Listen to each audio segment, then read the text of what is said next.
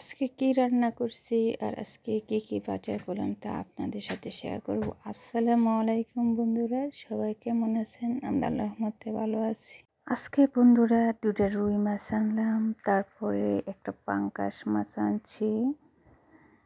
আর সবাই বলে পাঙ্গাস মাছ নাকি গরিবদের মাছ। এখন গরিব বড় ছোট সবাই পাঙ্গাস মাছ খায়, কারণ পাঙ্গাস মাছ কাটা নাই, আর কাটা ছাড়া মাছ সবাই পছন্দ করে। পাঙ্গাস মাছ আমার খুবই পছন্দের মাছ। তারপরে আনলাম গুলাইয়া মাছ, তারপরে আনলাম শিং মাছ, আর বাচ্চাদের জন্য আনছি মুরুগ, বাচ্চাদের পছন্দ। আর সাথে আছে অনেকগুলা সবজি। তো বন্ধুরা, আজকে আমি রান্না করব ডাটা দিয়ে আর মাছ দিয়ে, পাঙ্গাস মাছ দিয়ে ডাটা রান্না করব আজকে। তো আমার ভিডিওটা যদি ভালো লাগে সবাই লাইক কমেন্ট শেয়ার করবেন, সবাই বেশি বেশি করে শেয়ার করে দিবেন। আর আজকে আনছি দেশি কয়লা সহকারে।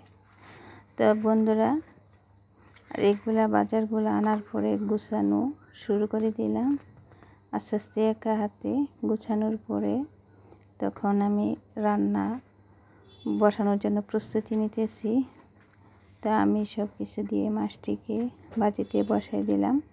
আর এক সাইডেতে রান্না আর এক সাইডেতে মাছ বানাইতেছি, কারণ 12টা বেজে গেছে, দুপুরের খানা রেড হয়ে যাবে।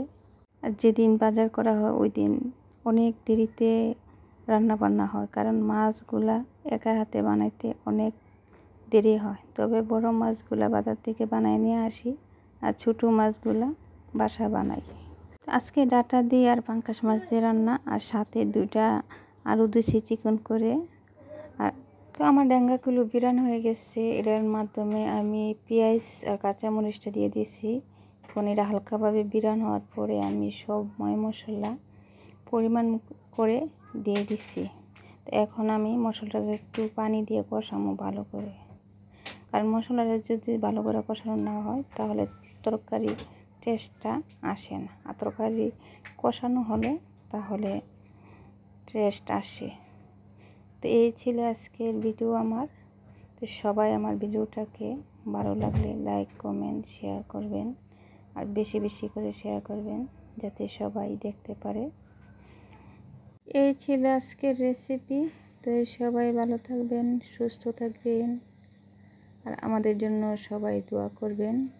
তো আবার নতুন একটা ব্লগ নিয়ে আপনাদের সাথে কথা হবে। এ পর্যন্তই, সবাই আল্লাহ হাফেজ, আসসালামু আলাইকুম।